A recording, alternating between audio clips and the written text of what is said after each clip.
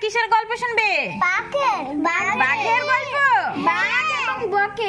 ঠিক আছে, তাহলে আজ তোমাদের আমি বাঘ ও বক এর গল্প শোনাবো। তাহলে বাঘ আর বকের গল্প আমরা শুরু করছি। এক বনে এক বাঘ ছিল।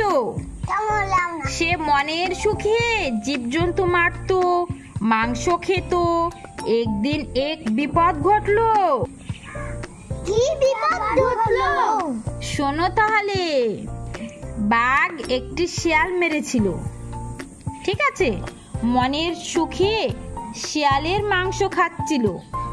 হঠাৎ তার গলায় একটি হাড় ফুটে গেল।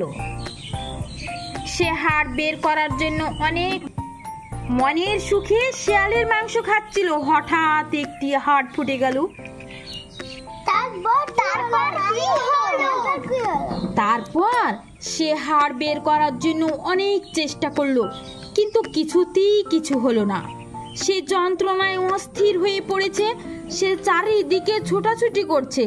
যাকে দেখে তাকেই বলে, আমার গলায় হাড় ফুটেছে, তুলে দাও, আমি তোমাকে পুরস্কার দেব। বাঘকে কোনো পশুই বিশ্বাস করে না। বাঘ বককে বলল, ভাই, আমার খুব বিপদ। আমার গলায় হাড় ফুটেছে, তোমার লম্বা ঠোঁট, তুমি হাড় তুলে দাও, আমি তোমাকে পুরস্কার দেব। তারপর বকের খুব লোভ। বকের লোভ হলো, সে ধীরে ধীরে বাঘের গলায় তার ঠোঁট ঢুকিয়ে দিল। অতি যত্নে হাড়টিও তুলে আনলো।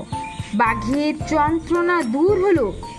এবার বাঘ বলল, আমি তো হাড় বের করে দিলাম, আমার পুরস্কারটা এবার দিন। এবার বাঘের চোখ মুখের ভাব পাল্টে গেল। সে রাগে গড়গড় করতে লাগলো। তারপর কি হলো? এই দেখো হাড় বের করছে, দেখছো সোনামণিরা, দেখতে পাচ্ছ? বলল, নির্বোধ, তুই সামান্য বক, তুই আমার মুখে তোর ঠোঁট ঢুকিয়েছিলি, তোর এত বড় স্পর্ধা, তুই আবার পুরস্কার চাইছিস? তোর যদি বাঁচার ইচ্ছে থাকে তবে এক্ষুনি দূর হো। বক আর কি করে, সে ধীরে ধীরে চলে গেল। অসতের সঙ্গে মেলামেশা ঠিক নয়। তাহলে তোমরা এই গল্প থেকে কি বুঝলে বাচ্চারা? অসতের সঙ্গে মেলামেশা করা ঠিক নয়। মানে যে খারাপ মানুষ, যে ভালো না, যে মিথ্যা কথা বলে, যে অসৎ, তার সঙ্গে কখনো বন্ধুত্ব করতে নেই, কিংবা তার সঙ্গে কথা বলতে নেই, মিশতে নেই। মনে থাকবে তো?